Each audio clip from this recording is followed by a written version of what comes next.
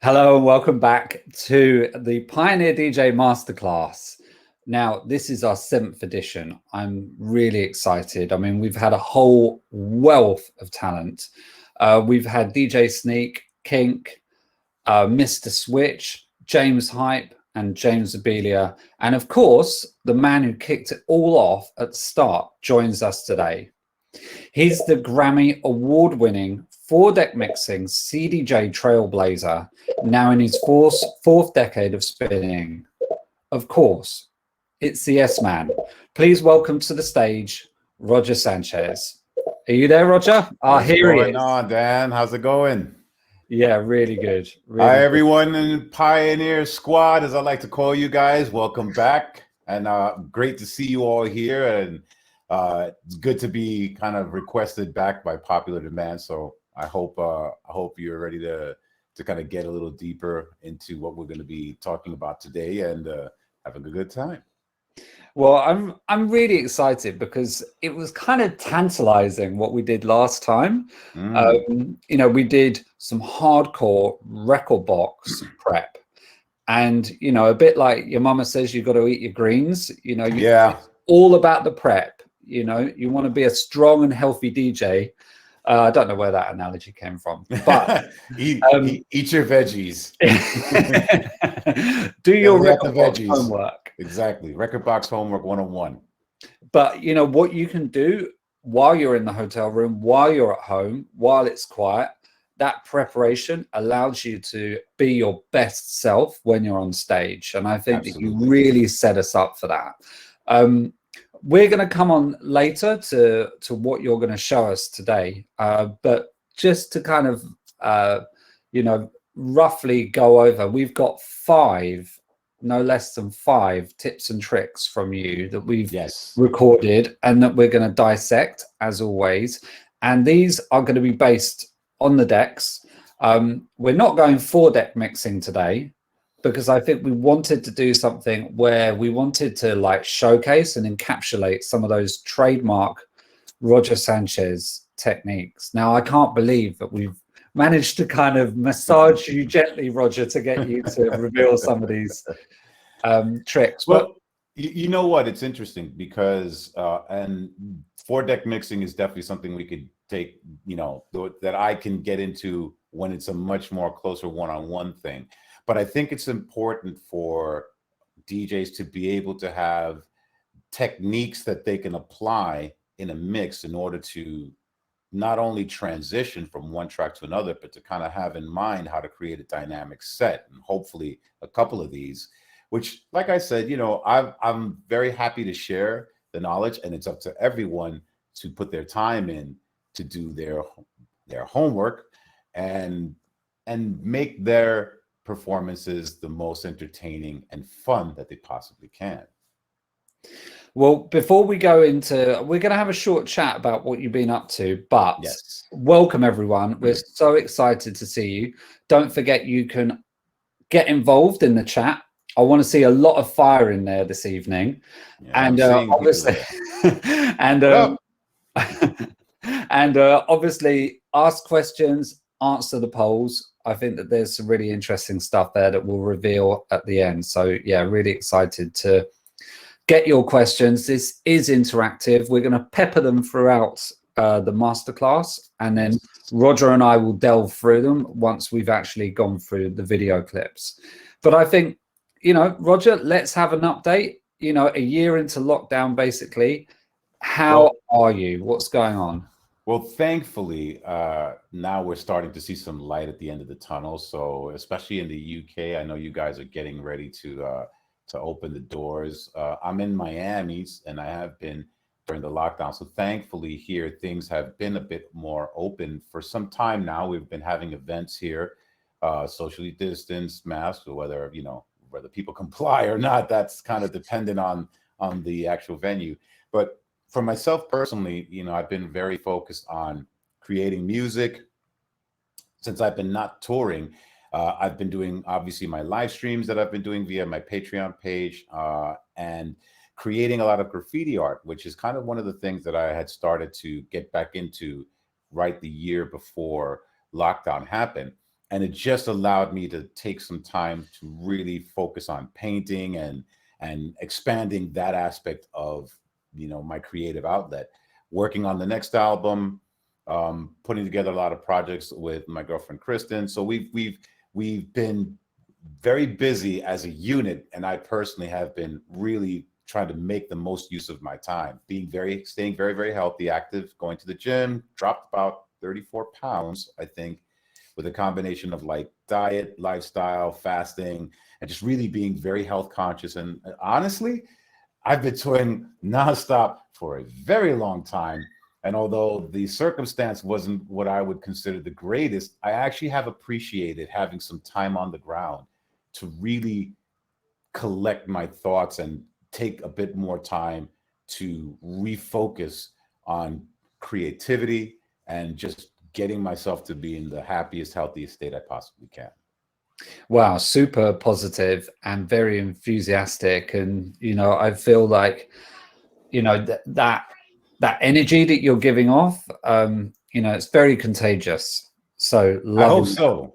I want to give everybody that energy. Hey, what up, Catherine? Saying, just got a shout out saying hi to Catherine Ellis. one of the vocalists that I've worked with who actually sang on my song Lost, and so we went on tour together. So what's up, Catherine? Good to see you here. Yeah, amazing. Great. I love that interaction. So we're going to dive in. I've got a couple of questions. You know, this is a masterclass. We want to talk about creativity, but we also, you know, really, I think, you know, you alongside a couple of other artists made the CDJ your own, literally right from the start. And you know, it's well documented, you know, that you were involved right from the start, and you've been involved in a lot of the products and the product planning cycle since those early days over the last 27 years, unbelievably. Time goes by so fast. Wow. It's hard to believe. Can you tell us like a favorite feature or a favorite piece of technology that you helped us create that you know, you were so excited about, or you feel for you changed the way that you perform? Well, one of the things early on was from the early CDJs when they first came out, and it was basically the stutter. I call it the stutter CDJ, where you press the button and it was kind of like repeating in your headphones before you press go and play it. I was very heavily involved with developing the vinyl emulation side of things with the CDJs. And when the prototypes were brought over to me, I was very, very blown away by how close the feel and the experience of it was to vinyl. Now, it was funny because at that point in time, the biggest thing that people were saying, oh, you can't put your hands on a CD, it'll cut your fingers off. And it just was a lot more narrow-minded. And I thought that the transition to emulate the tactile response was one of the things that really impressed me. From there, the ability to loop sections, I think. The magic orange buttons. The magic orange buttons. What happened with that was I was involved in trying to really get it to be as tight as possible. Especially because I do a lot of looping on the fly during my sets. And I thought that really enhanced my creative ability to basically remix tracks and create a unique set and experience. And those are two features that I thought changed the game completely when it came to playing on CDs and CDJs. And then obviously the waveform technology that came from it. Yeah, I mean, to be honest, I remember looking on enviously, you know, you had that, or you still got that ability before Quantize, you know, before the, you know, when we were only working in frames, that ability to put in a loop and put it in accurately and then keep it in time, you know, that was another level. So it was one of the things that also made me say, okay, we really need to make this a little bit easier. I want to start adding more decks, and the way I would do that is I would have to manually ride the subtle change in the loop, because it was at that point in time not as precise as it is now. So it was very difficult to lock a loop. When the upgrades came and it was able to really not only quantize, but just really finely define the different points, the ins and outs, and then that was applied to record box. That, I think, made a major difference in terms of laying out the palettes of loops and so on and so forth that I talked about in the last masterclass. I mean, what I'd like to talk about now is I'd like to just dissect your craft in terms of not really go back through history, but obviously, you come from b-boy culture, turntablism. That's evident when you're playing and scratching and doubling up, beat juggling. But obviously, that was a certain period. Can you talk about how you've actually found and developed these new ways of playing? Kind of, are there times when are you finding these things on the fly, or is it just the equipment? There might be new features and functions that spark in your imagination, or Absolutely. are there things where you have an idea and then you tell us, I want you to try and, create technology that will allow me to do this. Build me that. It's like, build me that. It's a combination of all of those things. Really, from my vinyl days, I try to constantly elevate what I do to create a more nuanced performance. And what I learned from vinyl was the doubling up of the beats and so on and so forth, phasing and a bunch of other things. When the CDJ technology came out and then started evolving, what would happen is I would discover certain things, sometimes by accident or sometimes by just kind of saying, I wonder what happens if I do this.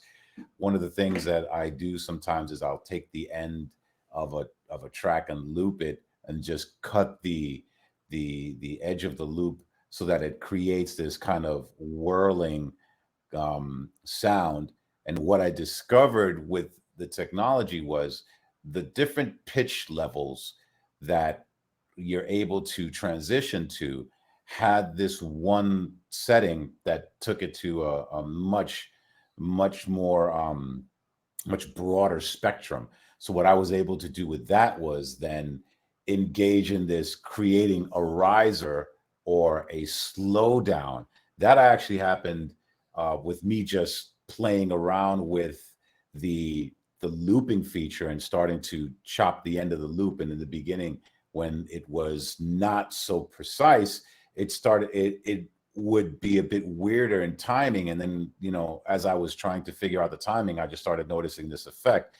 And then that developed into one of my techniques of taking the ends or the beginning of a track and using it as a riser or a down riser, creating that effect, then adding delays and reverbs to create a dramatic tension moment within my set. Some things like, and I think obviously the very first one that I discussed, which was the wanting to have the ability to play as if I'm playing on vinyl, was one of the things that I said, can you please build me that? So I'm very thankful that Pioneer has indulged me in some of these things. Amazing. Well, that's illuminating. One thing I think that I hope that I speak on behalf of the people in the chat who are watching this, but that's, let's talk about vibe versus polish. Yes. Because I know that we've all kind of pressed record and thought, this is it. I'm going to nail this mix. And you get 3/4 the way through, or you get almost to the end, or you've just started and something happens where frustration boils up and you think, no, that's a mistake. Now for you, where does being polished and perfect and technically tight meet vibe and keeping the vibe going? Because that if you stop that record button and you start again, it's never the same. It changes. What's interesting is that I find that polish and technique come through practice and repetition. I think vibe is incredibly important in terms of what is the tone of the set that you want to play. If you're playing in front of a live audience, seeing what the energy, feeling the energy in the room. So there's a bit of using the force, if you will, like my Star Wars analogy. But really, it's being open to the energy that's coming from the dance floor, and at the same time projecting your energy into it. So it becomes this feedback. That's the vibe. And I think that is the bedrock of any session. What happens is the nuances and the definitions come into place when you add the technical polish on it. So the best thing about that is when you're practicing, or if you're playing out and you're constantly pushing yourself to try different things, but you're also practicing what you do know, it becomes second nature. In a way, it's kind of like martial arts or boxing. When you train, your body begins to instinctively know when to move, when you duck, when to counterpunch, and when to strike. And it's a similar mentality to the muscles that you're training, your arms and your fingers and your hands as you're playing, because once you repeat a movement or a technique so many times, it literally becomes second nature. And it allows you then to focus on creating the vibe when you can trust your instincts to take over on the technicality and hold the tightness of the mix, the flow, layering and everything. That becomes second nature. I mean, but it's easy to say that, but you know, if Pete Tong says, you know, we're recording your pool party in Miami and then it's being broadcast on Radio 1, you know, surely, you know, that pressure and... Well, here's the thing. It's like, for me, I can only speak for myself, but for me personally, I treat every session, whether it's playing in front of hundreds of thousands of people or it's playing in front of 6 people, the same. It's not that there aren't, you know, automatic, you know, nerves or exhilaration that you get from a crowd. But what happens for me personally is I put myself into a space that every performance is supposed to be the best performance I can do. With that mentality, it allows me not to hold precious or allow myself to get too concerned about whether it's going out on radio to billions of people or whatever have you. It's literally my next best performance. And I think if you kind of just wrap your head around that and allow yourself to also remember, have fun, because when I'm up there, as hard as I'm working, I'm really having a lot of fun and I'm enjoying that. And I think more and more, you know, I really have kind of ingrained the concept of this has to be fun or else why am I doing it? When you do that, everything else kind of starts to fade into the background and then you lock into the zone. And that zone, when you're in it, you're in it. Whether technically something goes wrong or not, you will respond and you will react. But it literally is about getting yourself into that zone. Amazing. Amazing. Well, I think let's get into some of these tricks. Yes. I can't wait to show them. Now, as ever, everyone watching, we're going to talk about how you set things up, what we need to watch for. And Roger's going to illustrate kind of those unwritten kind of rules for each of the tricks. And then we'll watch the trick or the technique, and then we'll dissect it afterwards. What, so let's... Or do you want to describe it? Let's get into the first one. So yes. The 1-bar loop and reverb. So what's going on here? How do you set it up? So what's going on here is to create a transition that's both dynamic and smooth at the same time. One of the things that I do, and this really helps me, especially when I've just uploaded new tracks that I'm maybe not as familiar with as some of the tracks that have been in my playlist for some time. I skip around in the tracks and I tend to find 1 bar before the breakdown or before the break. And what I'll do is I will loop this bar as the other track is playing. I'll bring that in slowly in the mix while I use a reverb. And generally, I tend to drop out the bottom end of the other track, so that I use the reverb to create dramatic tension. And then when I'm about to drop into the 1 of the next phrase, I let the loop go. And then that becomes a very powerful transition. because I've seen you do this loads of times, and I think it's that ability to kind of push the energy up, isn't it? And really Completely. kind of keep the groove going, but Yes. it's kind of like you just press the accelerator and you just push to the next level.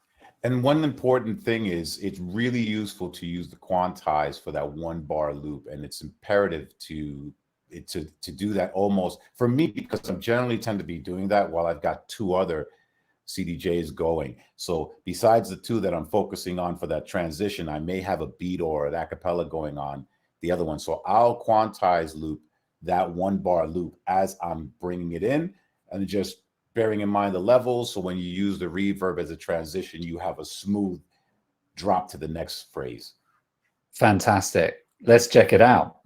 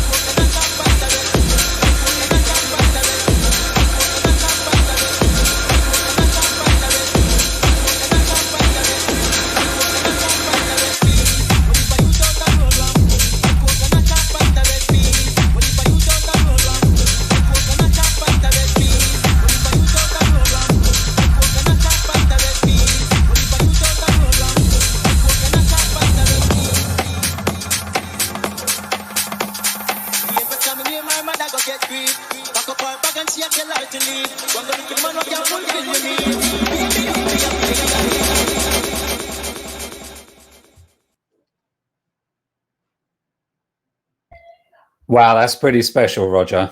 Thanks. I think people have seen that many times. It's so effective, isn't it? Well, what happens is I'm also using the bottom end to smoothly mix in the loop that I'm dropping into. I specifically chose the break without any bottom end or without any drums, because it drops into the beginning of a phrase on the left turntable, on left CDJ, while the main body of the one that's on the right is still going.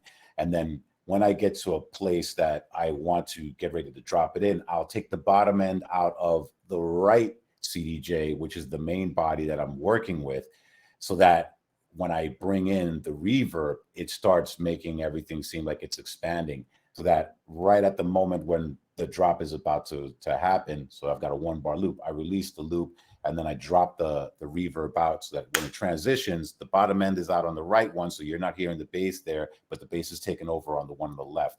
And you still have the 2 in the mix, but it's become kind of almost a remix in the moment. I mean, I've also seen you perform that trick where you bring in the new track in a build-up of the original track. And just as you think that the original track is going to drop back into its groove, you actually go into the brand new groove. Correct. Yeah, a brand new groove. That is so unbelievably energizing, because I think everyone kind of gets used to how that track sounded, and you know, there's a discussions within music that basically within music people love familiar surprises. Correct. They want to be surprised with something new in the context of something they're familiar with.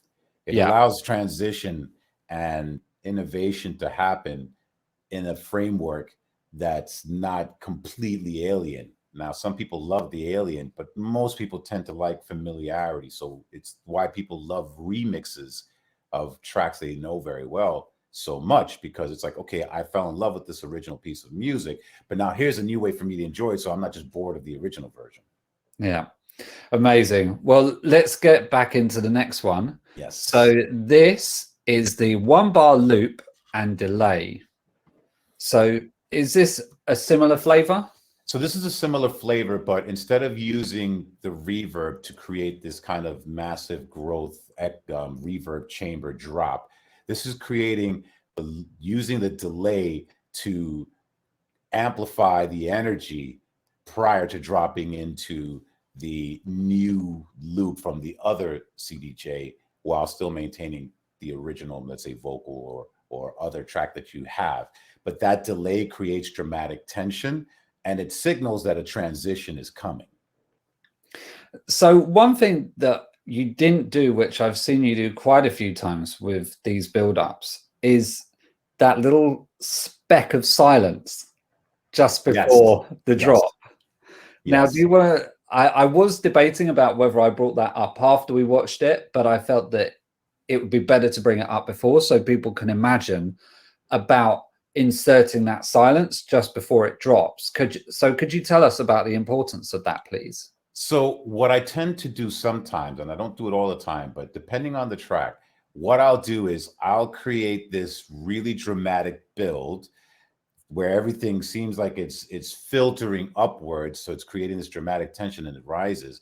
And then I'll literally drop out all the sound for like one beat to just kind of really emphasize when the transition and when the beat drops into the beginning of the next phrase. What it does is it gives a moment of like a silence, of a pause of breath, and provides more impact when the next phrase drops in. And also on those clubs where they've got quite hard compressors, it allows the compressor to just relax for a second so that when that first beat, take a breath in. It literally is take a breath back in. So, all right, let's check this out.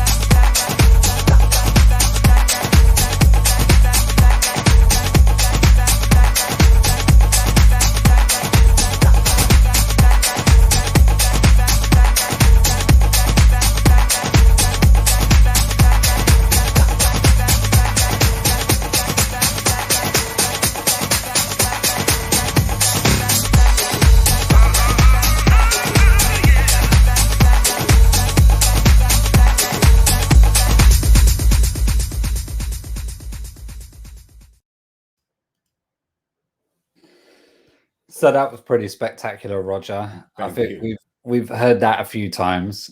Yes. So what's interesting about that is I've literally taken that one bar right prior to the main section on the right CDJ coming in with that has a vocal going, ow. It's just creating this kind of dramatic point right before the drop in.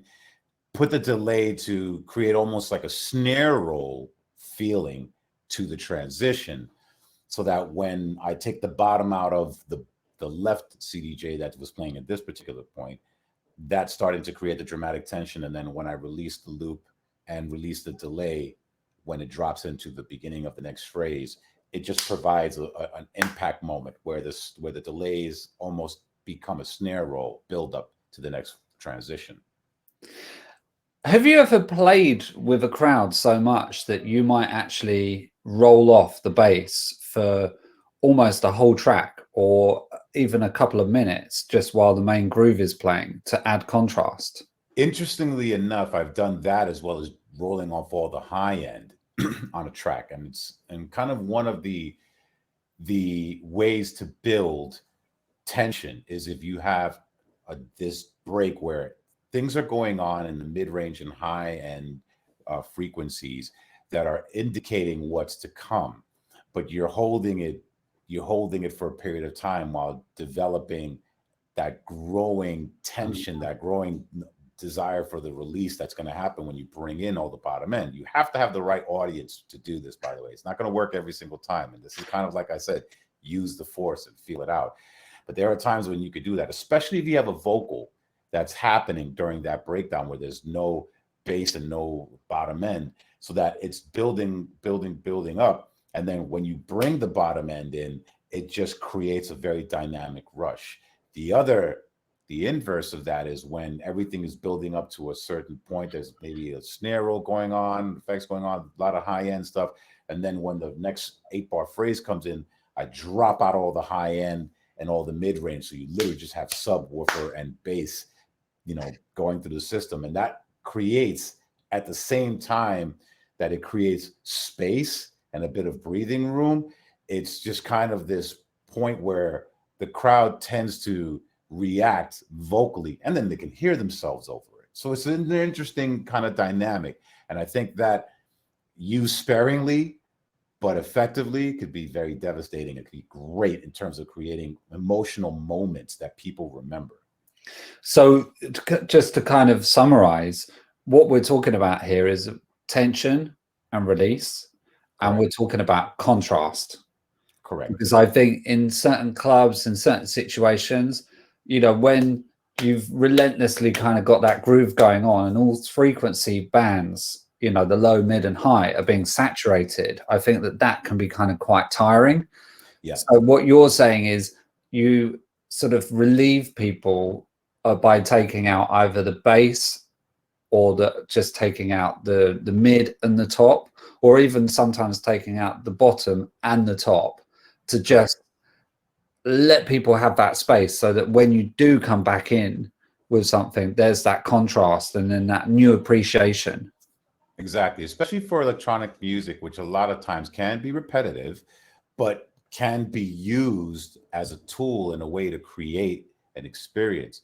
So what you want to do is take something that is almost static with certain transitions and basically create your own transitions. And what that does is it allows the DJ to be able to really direct the experience of the night by creating these moments that maybe don't exist necessarily on the recording, but can exist as part of the experience of the night.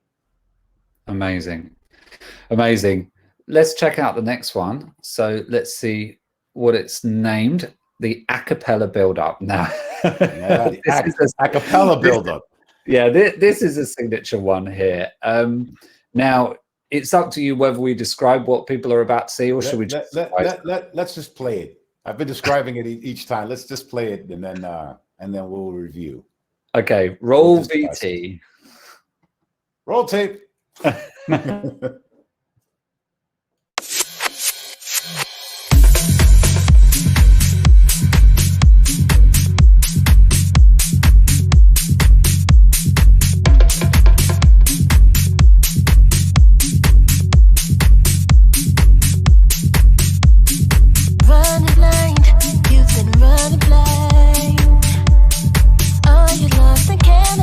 Find your own peace of mind, find some peace of mind.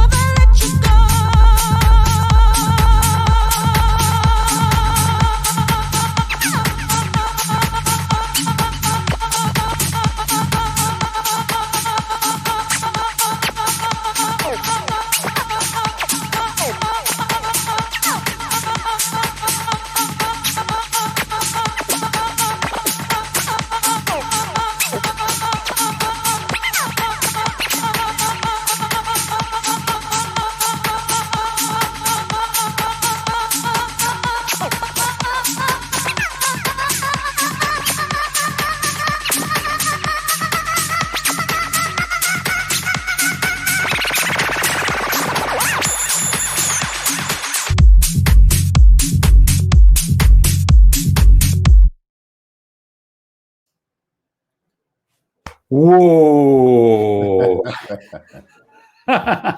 So that's kind of what I was describing, that I found out by accident in a long time ago, where I would take the loop of something and then use the master tempo, the tempo dynamics, to switch up to the highest tempo dynamic that will allow me to raise or lower the frequency of what it is I'm looping. Where I found this very effective is an acapella. So what you saw me basically doing was creating an on-the-spot remix using an acapella, floating it over a track, over a loop.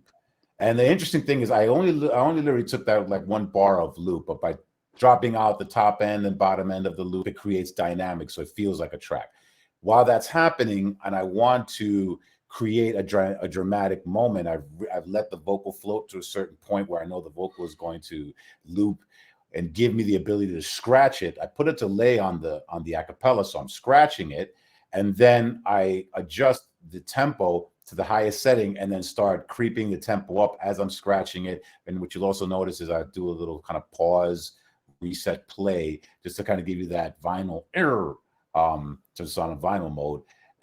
In some of the moments that I'm scratching it, as I'm pitching it up, scratching it, creating this final moment where I do a longer scratch, rewind out with a delay, and then bring the beat back in. That just is very dramatic whenever I've done that. Yeah, I mean, it's fantastic, and the impact that trick or that technique can have, I'm sure everyone in the chat will agree. I think what's very interesting, there are a couple of subtle things going on there as well. You've got the delay actually set to the master, so instinctively it would be put on one of the channels because you wouldn't want to put it on everything. And also, it's not just a normal delay, it's the spiral as well. Correct. I find the spiral delay to be one of the most effective transition and enhancement delays in the arsenal of delays that Pioneer has, especially on the V10. And I've always loved that one because it continues to alter the frequencies while it's repeating the segment that it's repeating in the delay, and depending on what whether it's 3/4, 1/2, one beat, depending on how you've quantized that delay, you'll get certain types of delay repetitions that can become very dramatic in those type of breaks and moments. And also, I noticed that you had the depth of that only set to 10 o'clock. So yes, there was just enough. So it wasn't completely saturated. It wasn't at midday.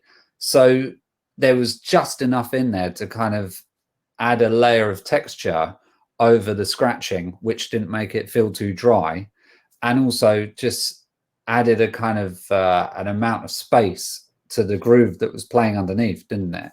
It's kind of add to taste, but what I find is less tends to be more. And I've gone through my period of when I just overused the effects, and to the point where I had to listen back to some of my sets and go, yeah, now that's getting annoying. And now I try to pull back and not over. And this is one of the things I will recommend to everyone. I know when you have toys, it's, second nature to just play with all of them at the same time, but really record yourself on a set when you're just kind of doing what you think is normal, and listen back and see if you actually enjoy listening to it as much as you enjoy playing it. What you're going to find is you'll probably start to use less of your techniques, or less of your delays, use it more sparingly, but use it to a much more impactful effect. So when I do that, I try not to oversaturate the delays, just to give me enough to add that extra layer and give it a bit of space and color while I'm floating in a cappella. I'll sometimes goose the effect up a bit when I'm getting to that dramatic point, but I try not to overuse it. Yeah, and I think the last thing that I want to say is, as well, which you touched upon, is you literally just set a loop just in the middle of the groove. It wasn't like, it was a special place, or, and I think that just highlights how kind of much impact that you can add yourself. One of the things that I've always said is I definitely am an emotional DJ. So anything that's driving emotion for me, and what the emotion that I want to convey is in a track, I could take that section and just isolate it because I learned to loop on the fly. And so I'm hearing a section where I don't necessarily want to have too much going on. I want just enough so I could showcase an a cappella vocal. So give me enough elements in that loop. And that's what I'll loop. But what I'll do to create moments of transition or change and make it interesting is then that's when I'll be dropping the track out, taking out bottom end, taking out high end, putting some, very quick delays in. It creates the a structure that doesn't exist of the arrangement of a track. So basically I'm altering the arrangement of the track at that moment and making it work as I see fit to respond instantaneously to whatever's going on the dance floor. You're the conductor. That's the idea. As a DJ, we are the conductors. So let's just run through some quick fire questions here. Yes. So Akatree, hey, I didn't get to see part 1. Is it available? Yes, we will drop the link into the chat. My colleague Ollie will do that. Kevin Egbers, what do you think is the best way to switch from music styles? So I think, and also Vic Van Pook asks, what transitions do you use when there is a BPM difference? One of the things that I find if you're transitioning from either style or BPM, this is where the delays and the reverbs are really the most useful. Because what I'll tend to do is I'll find a place in a track where it feels like, let's say it's about to come into a second, let's say it's about to come into a breakdown in one track. And I'm playing a house track and now I want to break into a Latin track. I literally have done edits of Latin records where I've done house versions and it breaks into the original salsa version. That came from something that I did live. So I have a live, the section of the track that's playing goes to a breakdown where I'll loop and delay the breakdown or put in a reverb and then allow that to kind of tail out and then introduce the new BPM or the new type of track. So in essence, you let the first sound or the first style bow out and introduce the other style. And I think that's a graceful way of getting the transitions. So contrast again. Agreed. Yes. Now, Lars Delfstein, I don't know where you're from. Big shout to you. Interesting name. Roger, do you always make those 1-bar loops on the fly or do you regularly prepare ahead of time? A combination of the two. I create a series of loop palettes in different styles. Like I'll have some that are techno or tech. I'll have some that are percussive. I'll have some that are bass. So I've created a series of palettes that I know I can go to for wanting to introduce something that I could do regularly. But quite a lot of them, I do them on the fly as I'm listening to the track, especially when it comes to tracks that I don't know very, very well. It's something that if I hear a section coming back around that I really like, I'll then loop that right on the fly. And that, in order to do that literally right in the middle of the track as it's playing, I definitely recommend you use quantize because that will give you the tightness of the loop. And that's something that you can then continue on from it and add to.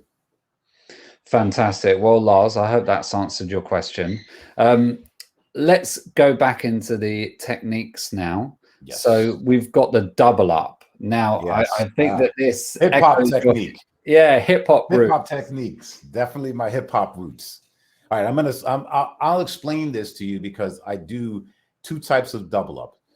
There's anticipated double ups and then there's the echo double ups. So the anticipated double up is definitely a hip hop technique where I'll take, let's say, the snare. I've got 2 copies of the same track.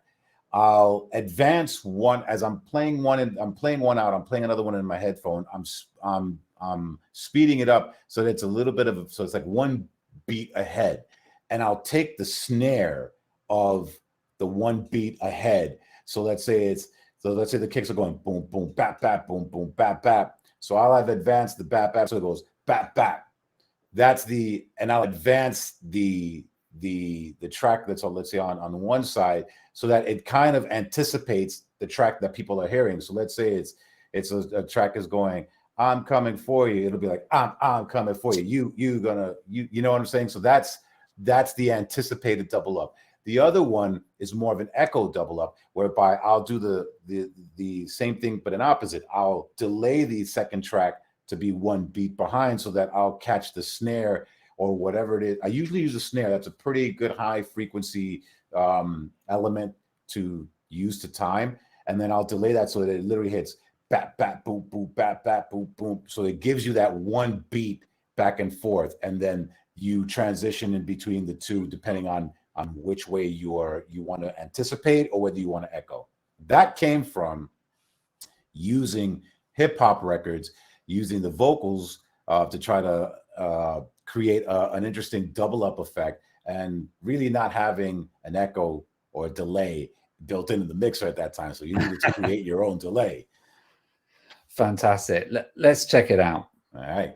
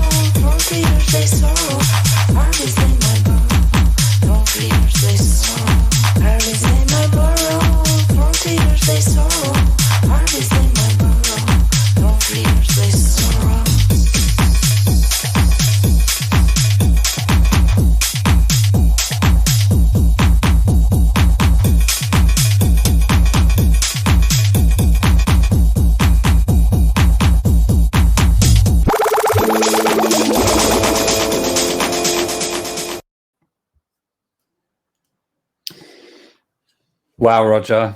I know all the hip hop heads will definitely see where that came from. Yeah, that's classic hip hop double ups. There are a couple of things that I wanted to talk about here, because I mean, I've watched you do that for like over 20 years. Like, you know, even when you were playing vinyl, and you know, there was a hardcore. Let me turn my camera back on. Come on, schoolboy technology. Technology.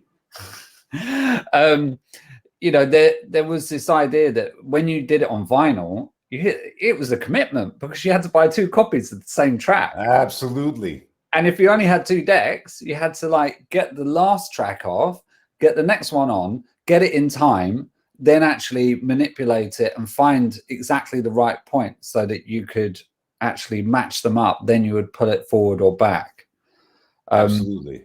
You needed to be able to, especially in the age of carrying vinyl, that was a weight commitment too. Flying around Europe going, okay, which are the records that I need 2 copies of, and which are the ones that I really just, I'm going to play this one thing because it's cool on its own, but I don't need to double it up. So it was kind of like you had limited amount of space, which means limited amount of tracks, and you had to make it work.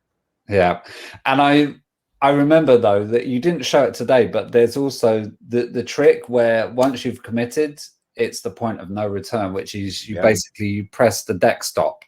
Yep. And obviously once you've done that, you've then lost your position with the track, so you can't go back into it. So you know, you're ending it there.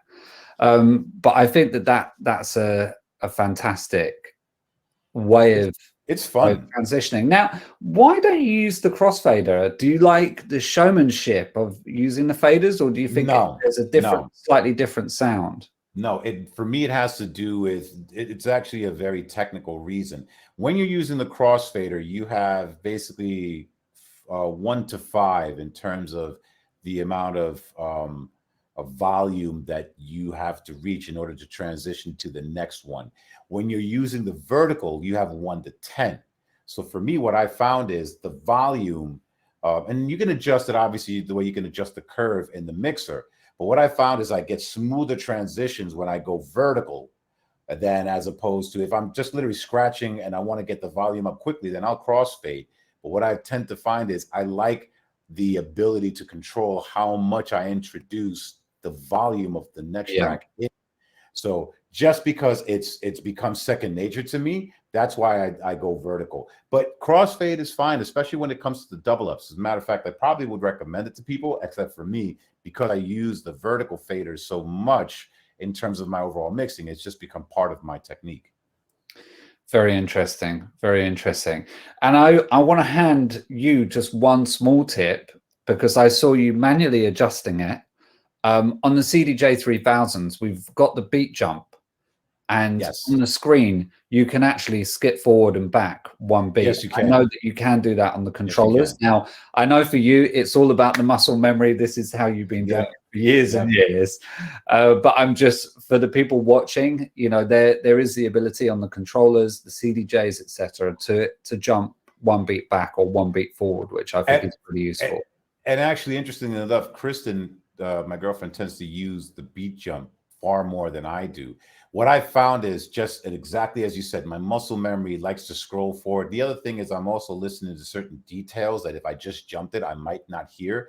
So sometimes I'll change what I'm going to do because I heard a frequency pop up in that scroll forward that I wasn't expecting. And then I'll just rewind back and then come in at a different point. But the beat jump, especially once you know your tracks, the beat jump is really, really very effective. Fantastic. So let's check out the next clip, the phrasing transition. And do you want to talk to us a little bit about what's going on here, or should we just watch it? Let's watch it and then let's comment. Okay, great.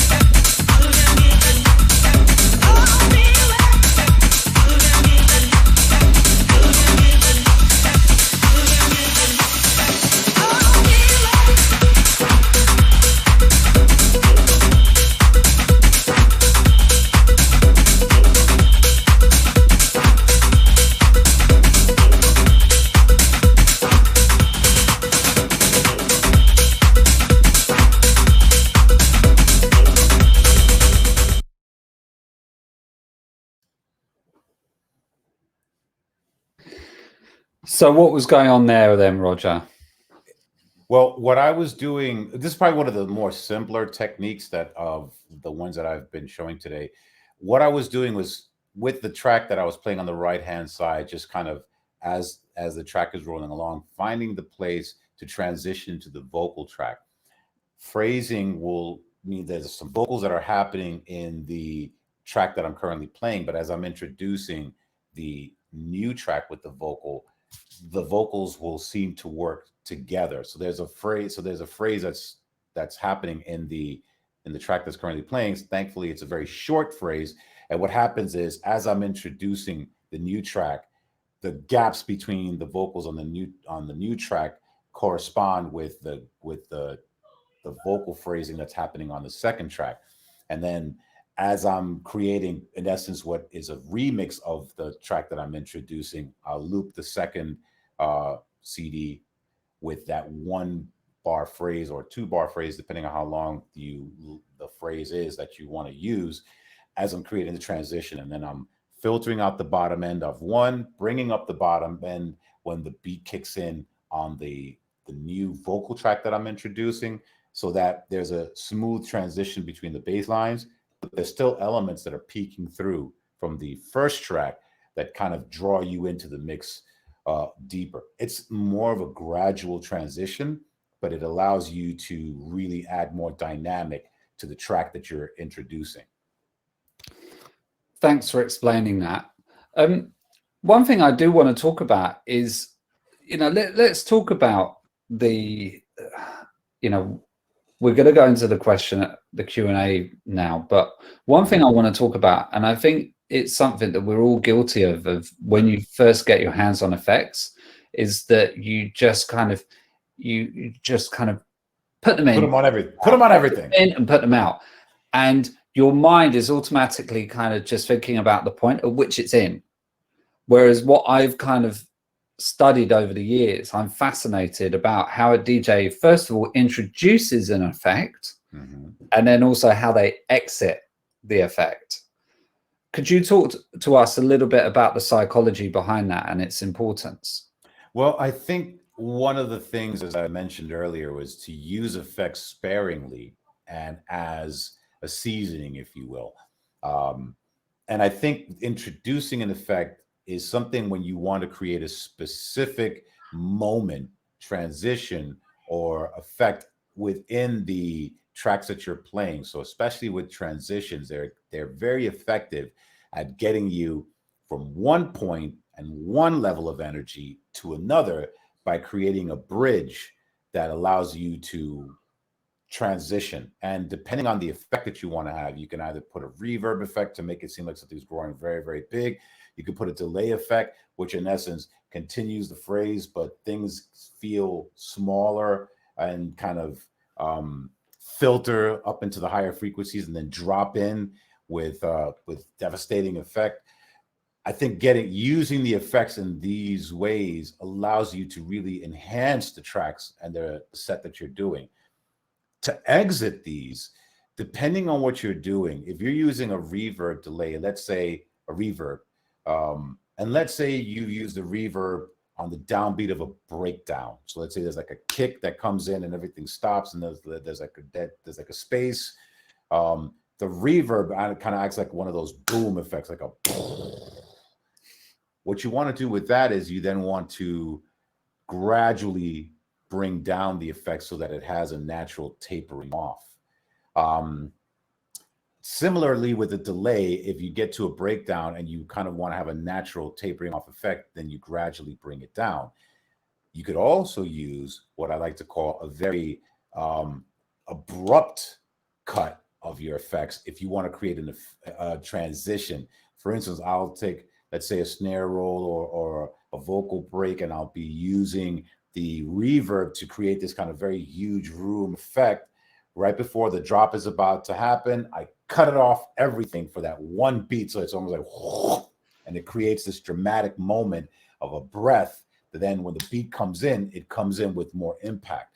So these are the different ways you can enter and exit effects, depending on what the impact is or what the emotion is you want to create at that moment on the dance floor or within your performance. Thank you. Thank you. Now, let's jump into some of the questions. We've got Dan Leguiton. I hope I'm saying that the right way. Hey, Roger, any tips on best effect to get out of a sticky situation? Lol. I tend to find the most effective sticky situation exiting effect is the spiral delay. And that is because it inherently has all these different reflections in it that create almost like a sonic kaleidoscope, if I could describe it like that. So that if you pull the track that you're playing out, let's say you're literally train wrecking and oh shit, this has all gone really sideways. If you put that delay in and then maybe let's say the other track you've got, you know which track you're going to go into. You started the train wreck. You want to get out, put the delay in, backspin out of the one that you're messing up, drop out the bottom end on the one that you're about to bring in, let the delay kind of do its thing for a second, and then reintroduce the bottom end.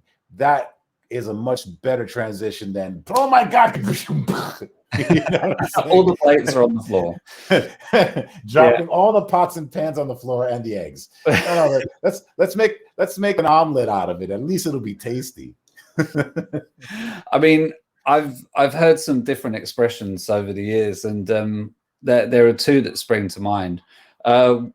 One is a mistake is only a mistake depending upon what you do after it, which I find really fascinating. And I think that's what you're talking about, which is if everything is going wrong, then basically be deliberate, you know. Correct. And this is an intentional mistake. Yeah. You're going to love it, damn it. Yeah. Exactly. Check this out. And you're decisive, and you're basically, you're saying, yeah, that mess might have happened there, but I'm going to reorganize it, and I'm going to bring you out of it. And a bit like that, you know, people love familiar surprises. You know, there's a surprise there that everything came apart, but then you've come back to the familiarity by bringing back that disorganized chaos back into order, which I think a lot of electronic music actually is. Yeah, it's crazy. Happy accidents. It becomes ordered. I have the other one, which is shit happens, we're moving on. Because myself, like every other DJ, has had moments where the technology failed, my attention was distracted for a second, or I just thought I was going to play this track and oops, it happened. Usually it's a technological thing. I discovered this once. I don't normally play on kind of like built-in consoles, as things are laid out differently, and I accidentally one time hit a button that just jumped to a completely different track, and I just hit another button. I was just testing something out, and it happened to be live because this person only had a controller, and I'm like, you know what, I'm going to do something for you. And then I hit a button that took me to another track, and then I just hit the other button and went back. But I kept playing with the confidence of like, well, okay, keep moving. You'd be surprised how quickly people get past that, provided you have the confidence in going, you know what, it happened, I'm going to continue performing. It's like when you see, you know, I've seen singers fall off the stage, literally get right back up on stage, dust themselves off, and continue the song. And that's like, oh, that's a performer. The shit goes wrong. Trust me. I mean, I think I remember, I can't remember which DJ it was, but basically I've in the vinyl days where the needle would basically just start skipping and then it would go to the center. Yep. And then there'd be silence. And I think the funniest ones is basically the DJ just knew that everyone would turn to them to find out what would happen.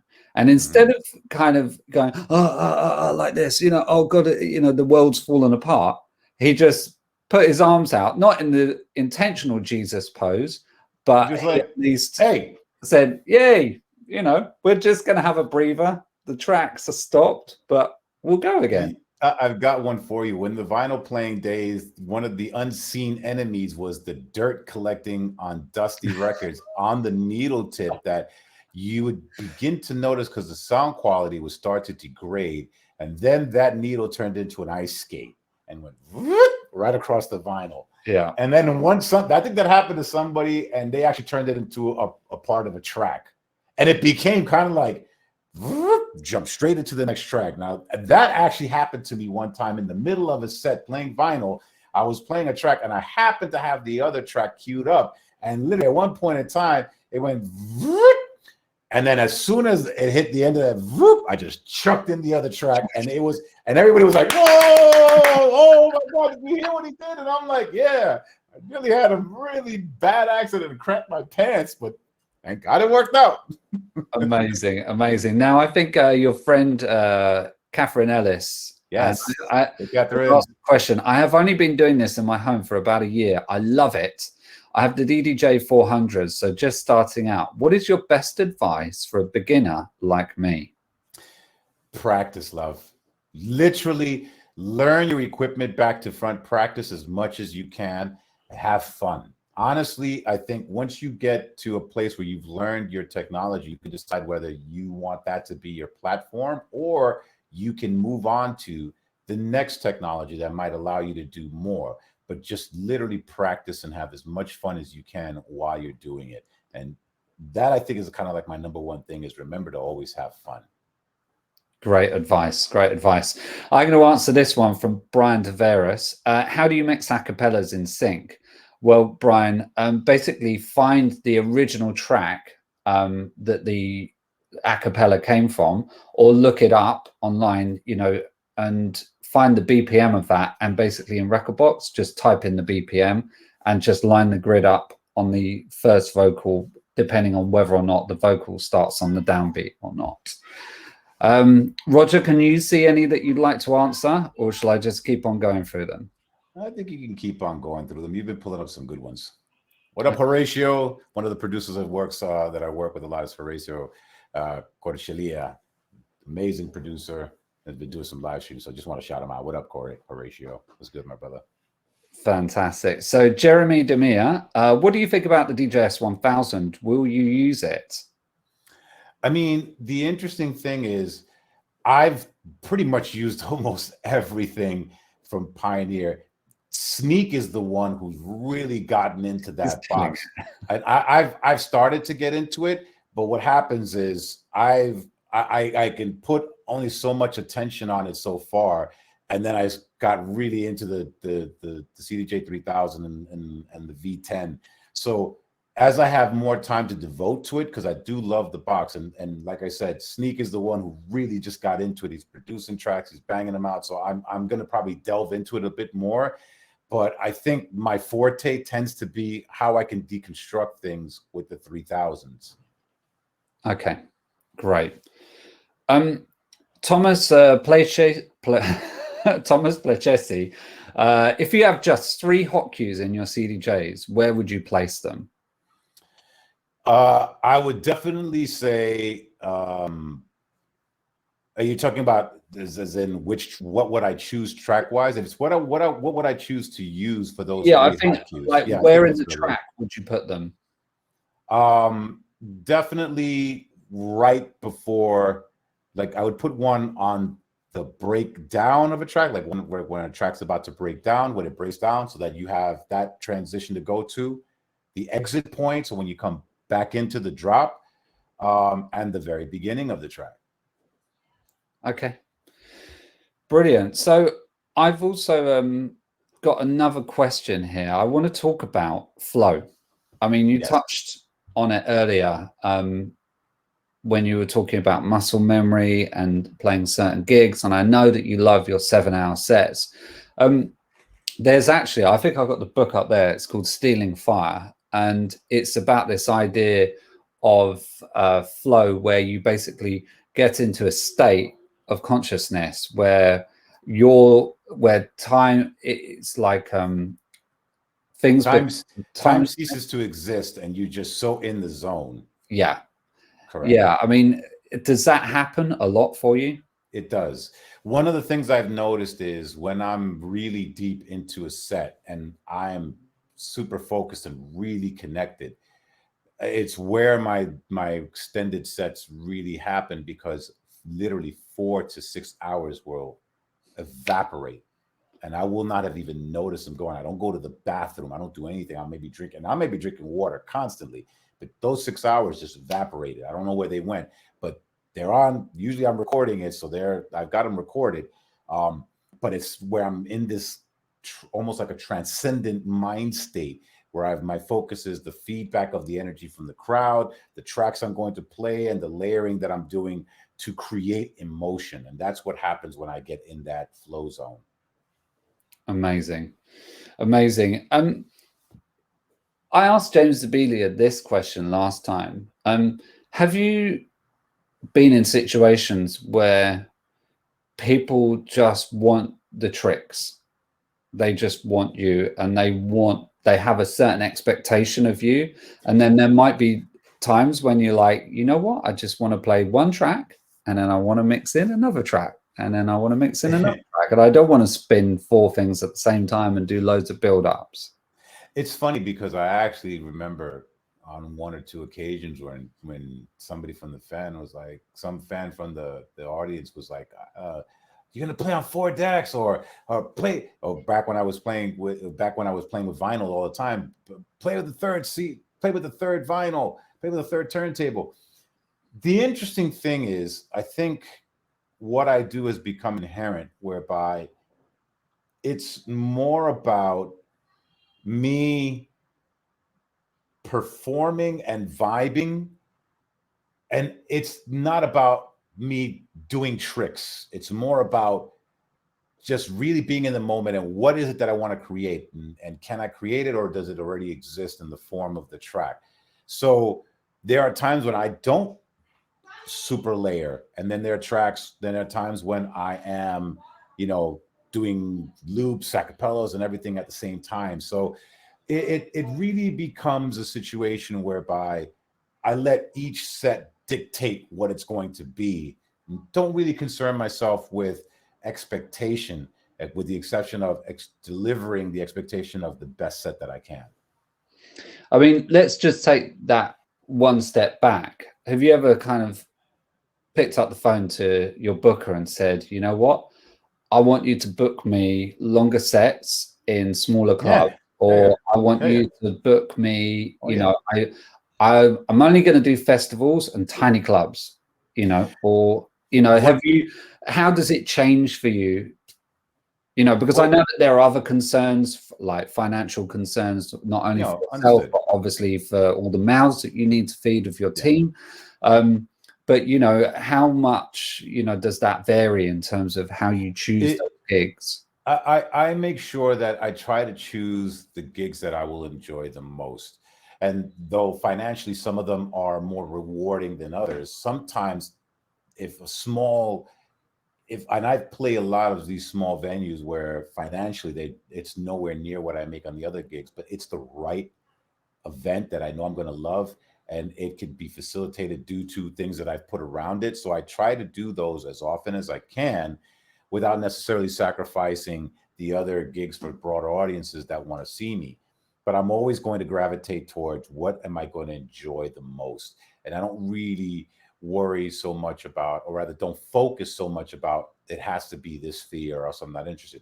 It really is a gig by gig choice. And I do carefully go through that with my management and my agents to make decisions.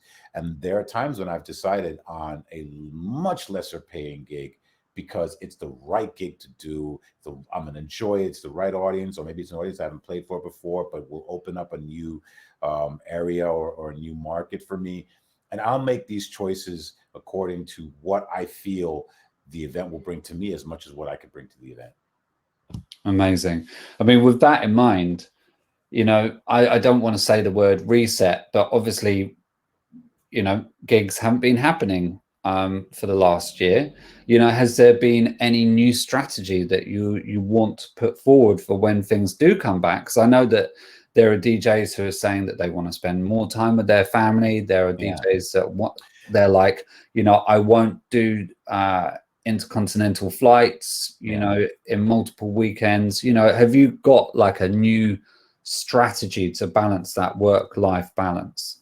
I think I've become far more aware of work-life balance more than pretty much any other time in my life, because I've been on a non-stop go for years now. I've enjoyed quite a bit of my downtime as well as focus. I think my strategy moving forward is I'm going to, number one, fulfill some of the things that have been pushed off prior to when the lockdown first happened. But I'm really going to strategically arrange my tours. And especially now that I've been taking more time to maybe tour projects, and I like them to be more focused so that it allows me to have more time to do things like my painting, other different types of things that I'm working on. I'll still tour, but I don't think I want to tour with the level of intensity that I did before. And, let's just talk about other things, because you've really focused on your streaming. and I know that you've got a really super tight crew with the Patreon crew. Well, Can you yeah. tell us about how that's going to move forward, once the gigs come back?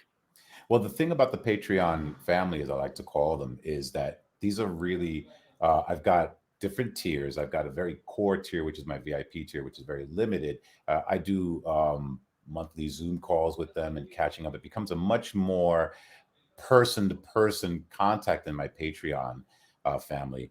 Then I've got the extended Patreon family that get to watch my live streams. I've archived sets and live streams and different things. I've just introduced a new tier, which is the masterclass tier, which I'll either be teaching a DJ masterclass or a production masterclass one-on-one, but I've really limited that. So like I introduced it this month, I only have 2 slots available. One is already gone. So I think I might have, I'm probably have one more week of the one other one available. So that's going to be like 1 hour, either a DJ masterclass, one-to-one with some preliminary discussions. We get into the sessions and then follow up, or production masterclass where I'm doing a one-on-one production masterclass over Zoom, sharing screens, and I'm helping somebody, build techniques and production and how to, increase their workflow using Ableton or Ableton rewired through Logic, different techniques that I'm using. So these one-to-one classes are definitely a much higher cost tier, but it all comes under the subscription model, which then you enjoy the rest of it. And I think that's bringing me a bit closer to a lot of my fans. As my tours are coming back online, when I'm in town for my Patreon family, they'll be able to get discounts. The VIPs will be able to get backstage access. There's a lot more interconnection with that Patreon family. And I hate to say it, I see that my time is going to literally come into an end because I got the next thing that I had booked for 2 o'clock is already here. So they're away. So they're ready for me. They're waiting for me. All right. Well, we'll wrap this up any second. I think everyone, if we could just, I'm going to give you a minute just to smash the polls, because I really want to see. So if you haven't taken part in those polls, while we wrap things up. But Roger, so where can we find you online? All the normal links. What's going on? What's going on? What do you want to talk? Not talk about, but where should people hit you up? Well, definitely, obviously, find me at DJ Roger Sanchez on Patreon. Join the Patreon family. I've got another Our House live stream coming up on the 19th this month, and my special guest is Sam Divine. You catch me there. You can catch me on DJ Roger Sanchez on Instagram, on Facebook, and on Twitter. In terms of, now here's one thing for the people who join the Patreon family, because I have merch and other things, they get discounts. So different tiers get either 10% or 15% discount on any of the merch, and I'm selling that mostly through Bandcamp. So any of my Bandcamp merch, you guys get discounts on. I started selling my graffiti on Etsy. So some of the paintings and prints that I've done are available on Etsy if you want to check out my graffiti work. And then, always down with the Pioneer family. I also have a course on Fader Pro, which I've done production and a DJ course on Fader Pro. For those of you who kind of want to see the more kind of broader stroke approach. And like I said, I'll be doing these one-to-one courses via my Patreon page. They'll be extremely limited in the amount of how many places I have available. So for those of you who are thinking about jumping on, jump on now, and I'll announce when I have more. If there's one slot available, you could choose whether it's production or DJing. It all depends on what you want, but both of them are what I'm offering.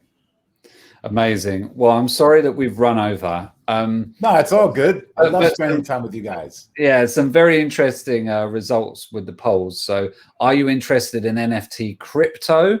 So 67% said no. Well, guess what, guys? I'm going to be doing crypto art, which is going to be really, really interesting. And some of the things that are going to be coming out within this world, I'm already getting into. So just watch that space. Watch out. And then do you use CDJs and turntables as part of your setup? So yes, 64%. So 74 people. Nice. So great. Thanks for voting on these guys, because it's really interesting. How do you beat mix? Manually match the BPMs from the display or sync? So we've got manually. Wow, we've got some hardcore. Well, we've got a room full of hardcore purists here. Brilliant. And what's your favorite section from the masterclass? So it's obviously the a cappella build-up, I think. Nice, nice. What's your favorite decade? The 1990s. 90s. Everybody loves the 90s. Yeah, but like closely followed by the 2000s. Yes. And then what type of DJ are you? We've got a vast representation of the home, so taking nearly 48%. Brilliant. And then 57% of you are playing off USB. And what product do you use to DJ? So another Pioneer DJ product other than the ones listed. So that was 29%, and then Nexus 2s after that. So thank you so much, everyone, for contributing with your amazing questions and for contributing to the polls. That's super interesting. And thank you to our guests today, this afternoon, this morning, whatever time you're watching, to Roger Sanchez. Thank you so much, Roger, for sharing your talent and your time with us today. Thanks for inviting me, and I look forward to seeing you all, especially in the flesh, in person, very, very soon, because hopefully things will be opening up and I'll be over in the UK at some point in time in the very near future. Fantastic. And don't forget, you can watch this on demand afterwards. If you've registered, that will be the link will be posted on our Facebook page, but you'll also receive an email. Thank you, everyone, so much for watching and contributing today. See you soon, everyone. Bye-bye. Goodbye.